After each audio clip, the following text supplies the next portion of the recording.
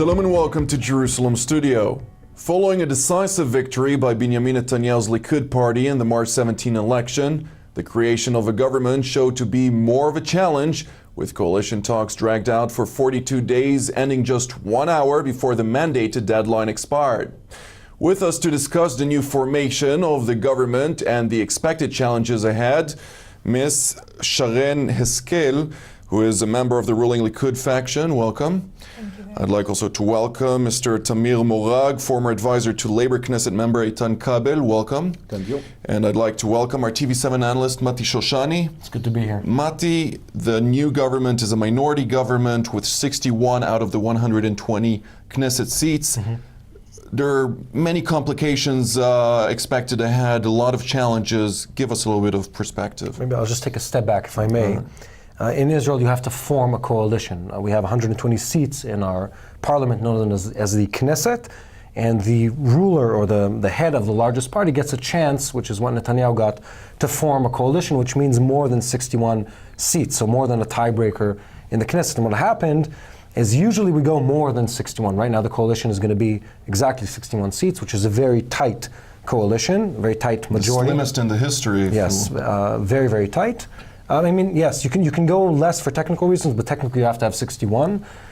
In the past, it's usually closer to 70 or above that. So that's what's happened now. And as you mentioned, it's taken much longer and been much harder, or it seems much harder than in the past to really get that coalition, which just shows you how different the opinions are within the different parties that were voted in. So it's very hard for Netanyahu, as the head of the largest party, the Likud, to get a coalition, to form a coalition.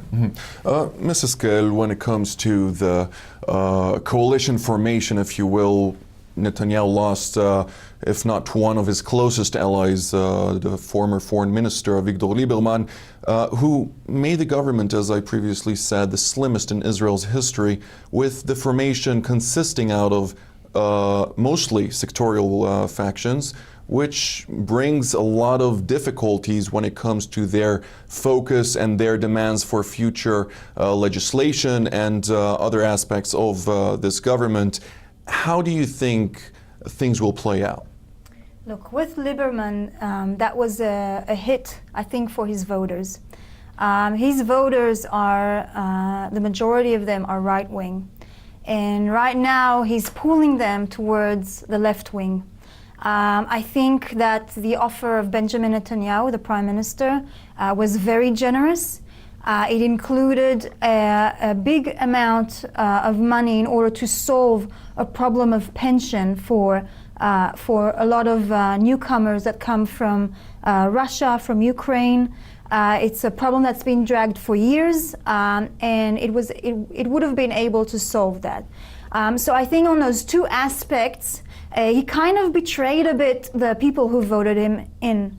I think it's a complicated mission to form a coalition in Israel because the number of parties, just for the election, I think there were 32 or 34 parties that were running into the Knesset, and 10 of them had passed the limit, the threshold to enter the Knesset. And I think the more party you have, the more power those minority have in their hands. And in order to change that, first of all, we need to make a few changes in the voting system, which include raising the threshold of entrance into the Knesset.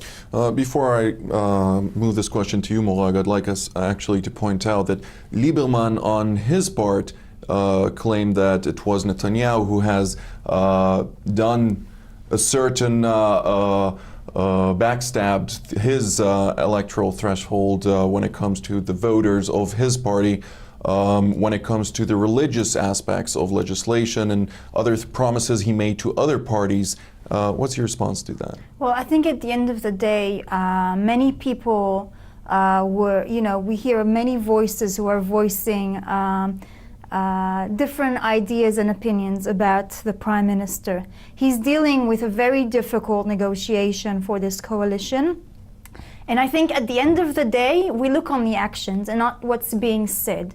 And the actions that Lieberman has been taken is is practically backstabbing his voters. So I would look on what he's doing. Mr. Morag, your comment on the topic. Well, first of all, I would like to say that I totally agree that we have to change the system. It doesn't matter whether the prime minister is from the right or from the left. Right now, you cannot govern in Israel. So let's speak first about what we know. We know almost for sure that the current coalition won't last for long. What we don't know is how the next step is going to look like. Either the government will collapse and we're going to have new elections, or perhaps Labour will join the coalition. In that scenario, Netanyahu will probably have to get rid of Naftali Bennett and his party. The Jewish Home Faction. The Jewish Home Faction, yes. Personally, I hope that Labour will not join the coalition, and I think that the best thing we can do, and it's also what we are expected to do as an opposition, is to challenge the Prime Minister and to impose new elections if possible. But even though Labour is currently most of the leaders, all of them actually, are talking very bluntly against joining the coalition.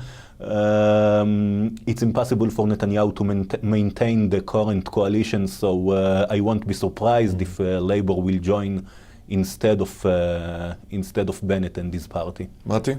Let me just sort of explain to our viewers what's been going on here. Prime Minister Netanyahu is the head of the largest party. And what he goes to all these different parties that came in, and he negotiates with them on positions in the government, ministers, deputy ministers, certain funds that they're going to transfer, and so on and so forth. And they go into these negotiations. The example you gave, Sharen, of Lieberman is one of the parties, Israel Beitenu, Israel is our home. That party looked like it was going to be in the coalition. Their natural place, as far as their political orientation, was inside the coalition, and they ended up leaving, or almost preventing him from having a majority in the Knesset. So what you see is this intense process of negotiation. Each one tries to get the most they can. What we saw just in the hours leading up to the second deadline, actually, for forming the coalition, Beit Yehudi, the Jewish Home, Naftali Bennett did, some incredible negotiating and almost doubled the value of their party. In other words, they got more seats, more money, more heads of committees in the Knesset. So this is what really happens. And by the way, I'll just say for the sake of our viewers, this is not uncommon in Israel. It's common in Israel to have coalitions that have very tight or tense relationships. It's common to have things almost blow up, a night or two nights before the signing of the deal. And it's also common to have a similar position when it comes to the Labour Party.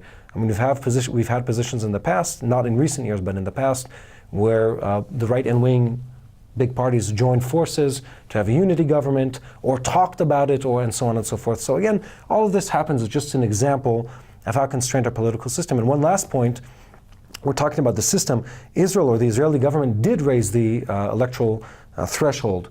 And what happened because of that is some parties didn't make it in, parties that were expected to make it into to the Knesset, and some other parties, for example, or specifically the Arab parties, joined forces to make sure they didn't stay outside, so they made it into the Knesset.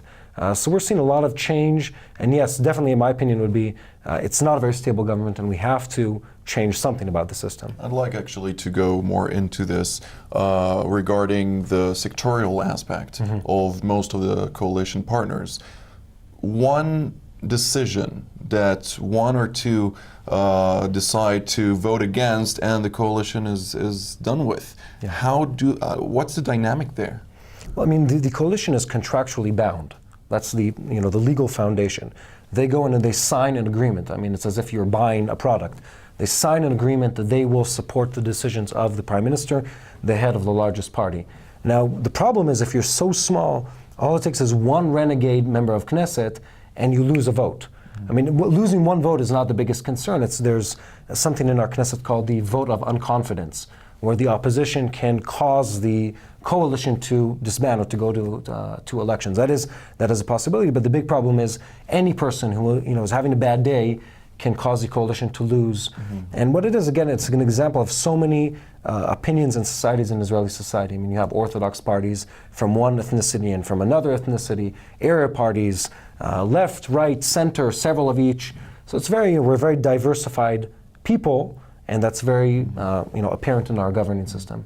Mrs. Eskhkel, how do you see the dynamic actually unfolding in this government? Look, I don't think it's uncommon to have 61 seats of the Knesset in the government. It happened before, it happened with Labor as well. And I disagree on the fact that it will fall apart very quickly, because we have seen different governments who ruled for a long time, that governed for a long time, and that were stable, and were actually, they've done some very meaningful reform during this time. And on the other hand, look, we can't really predict the future and what it holds. I think the government has a lot of work ahead of her in all the economical problems, the social problems, and I think I will be very happy to see all of them starting to work on these ends instead of all these small fights between all the heads of the parties. Absolutely. Nonetheless, we hear, especially in the Likud faction, which you're a member at, we hear more and more members being angry or frustrated by the situation on not receiving certain seats or certain reigns of power within this government. With even, if I will specify, regional development deputy minister, not from the previous government, but the government before that, Ayub Kara, has already said that Netanyahu is expecting to see different aspects of being loyal towards him unless he receives a minister position. With these kind of nuances already happening now, how can you say that the upcoming government will actually survive that long? Look, a lot of the Knesset members, the party members of the Likud, they all have great capabilities, and they all want to come and do as much as they can. Each one wants to have a good position as well in the government. Unfortunately, it's impossible for all of them to get to be ministers or head of committees. It's a bad idea. That's the thing is that we're in a trend now of shrinking down the government in order to save more money. The last government I'm sorry, Sharen, but we're just going the opposite direction. Well, the bill was passed to shrink from the previous one to this one. They just passed the bill doing the exact opposite, going back to the ministers without a ministry, deputy ministers without a ministry, and so on and so forth. The last government had 22 ministers. This government, the way it looks like, is going to have 20 ministers. It means that it's shrinking down. It means that it's cutting down expenses, and this is the goal. Now, with the law that needs to be passed, the one that you've talked about, they passed the last Knesset a law that this Knesset would have 18 ministers in order to shrink down. And only a limited number of deputy ministers, which is a big thing. Now, in the reality of today, and the way that the election turned out, it is impossible to form a coalition with 18. Now, we're not canceling this law, but we're postponing it to the next elections, where hopefully we'll have a bigger threshold as well. There'll be less party, and so we'll be able to form a government with even less ministers than today. Mr. Morag, your comment on this? Well, one of the reasons that we're going to have 20 instead of 22 ministers is not necessarily because Netanyahu is interested in saving money.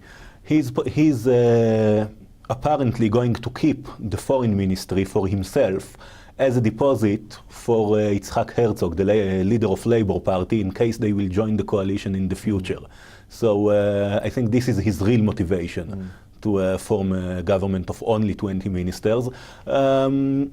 He cannot go on this way. Right now he is a hostage held by 61 members of his coalition. So sooner or later this coalition is going to collapse or change its formation. This brings us to the next point, the opposition.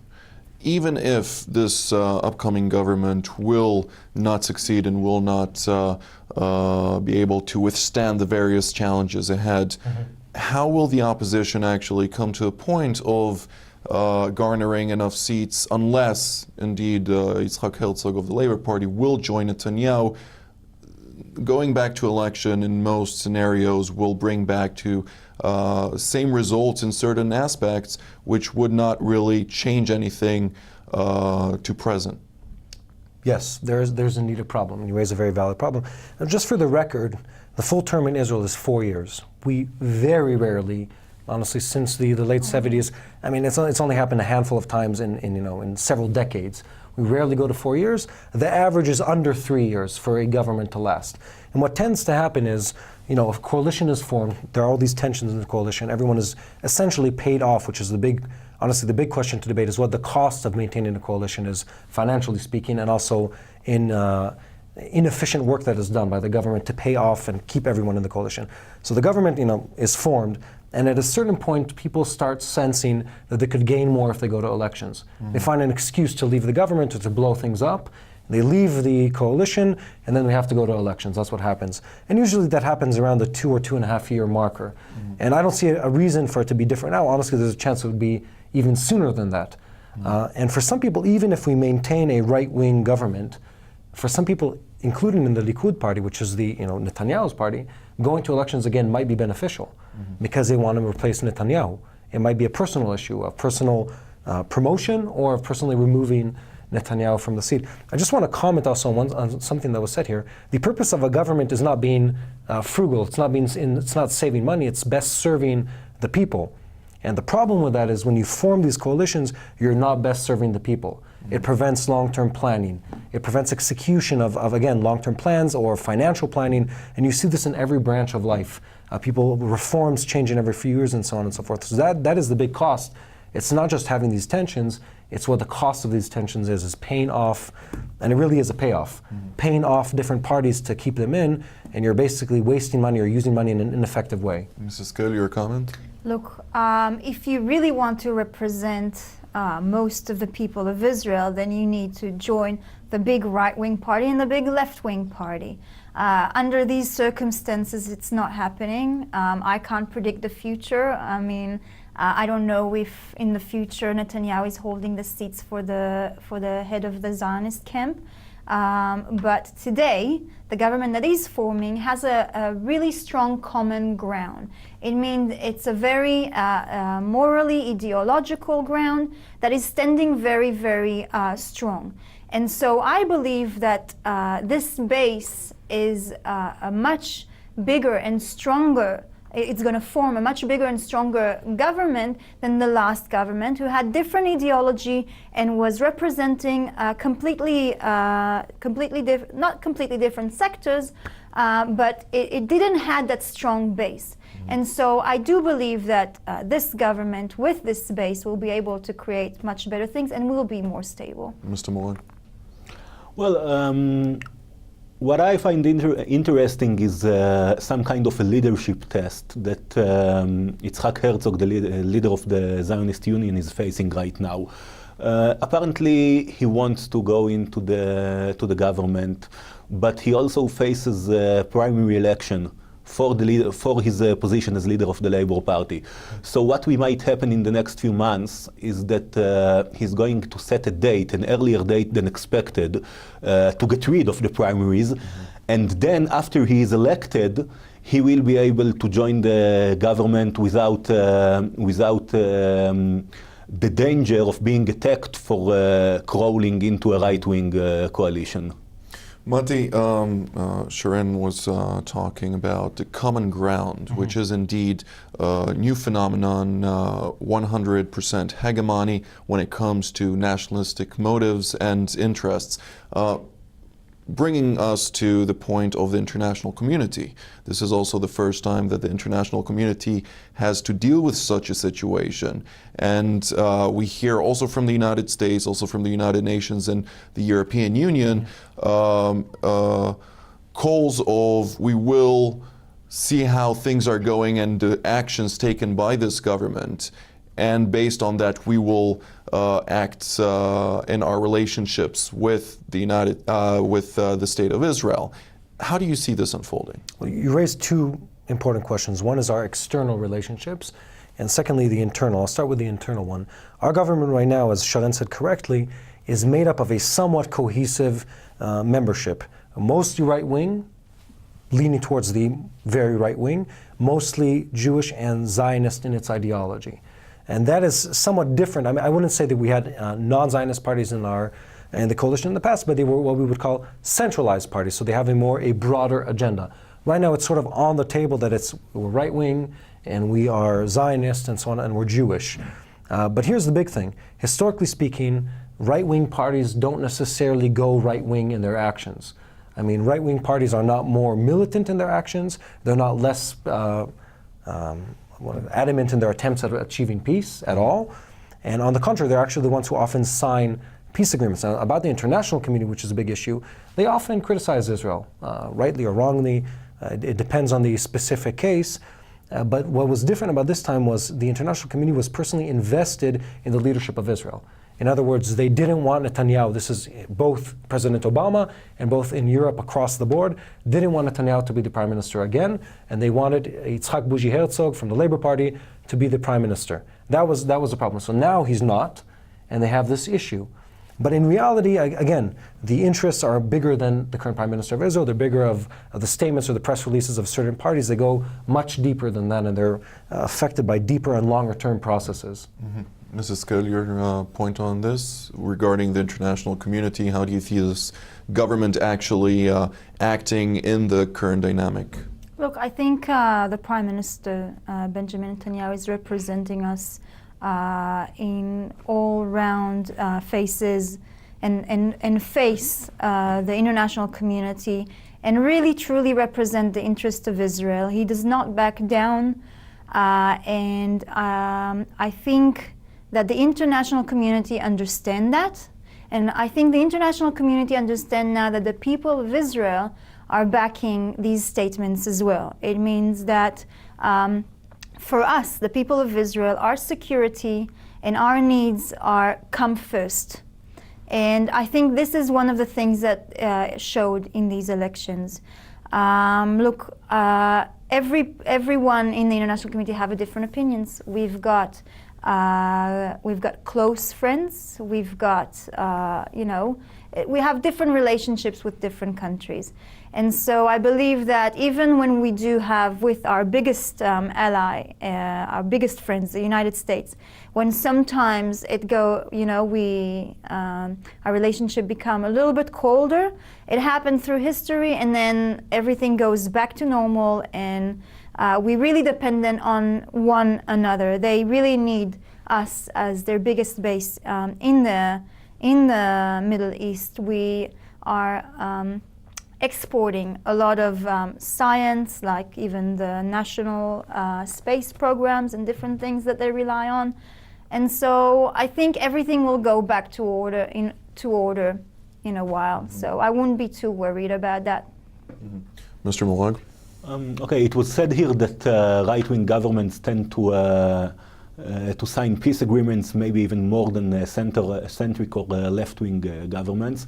I think that it's almost a consensus that as long as Netanyahu is leading the current coalition, the peace process is at least temporarily dead. It doesn't mean that it's going to remain irrelevant as long as Netanyahu is the prime minister, but we have to remember that one of the main agreements between Netanyahu and Naftali Bennett was to legalize illegal settlements.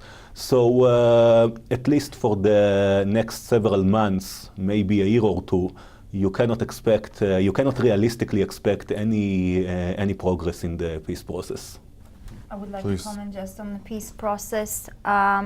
Even with Benjamin Netanyahu, he has said, and he repeated it, that anyone who wants to grab his hand to peace, he will reach back and he will sit and talk to them.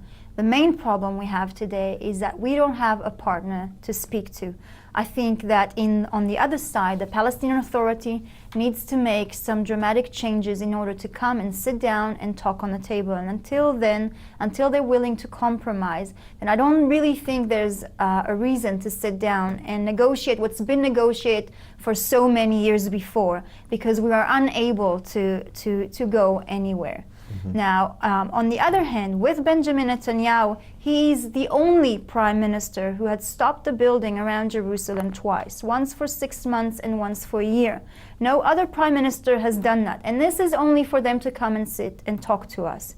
So I wouldn't be so pessimistic on that. Mati, your comment? I just want to say again, these are, as Sharen said, they're long-term processes going on here. And just to clarify, the peace process is too complicated. We've talked about this a lot on the show, but it's far more than Netanyahu or someone else being in the seat. It's a bunch of circumstances. I would say the national consensus right now in Israel is sort of unrelated to the political situation. It's basically saying, and we've covered this extensively on the show, everything around us has fallen into pieces. Right now is not the time to talk about this. And the international community, and we've also covered this, has the exact opposite agenda. They've failed miserably everywhere they've gone in the Middle East. This is the US and the EU. Everywhere they've gone in the Middle East has fallen into pieces. Any intervention or attempted intervention has resulted in the collapse of stable governments. So they're looking to Israel to be, the holy grail of finally having success in the Middle East. Israel is responding exactly in the opposite manner and saying, there's no way we're letting you make the same mistakes here. That's, I think, more than anything what the Israeli people are saying. And just to sort of settle this, very shortly. Yeah, we're going towards this process of our government becoming less and less stable. It's been going on for several decades. And I think everyone across the board, and this has been addressed in the latest campaigns leading towards these elections, everyone understands we need to change something, we just don't know what to change.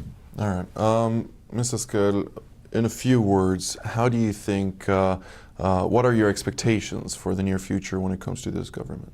To this government, look, I've spoke to many new ministers and older Knesset members as well.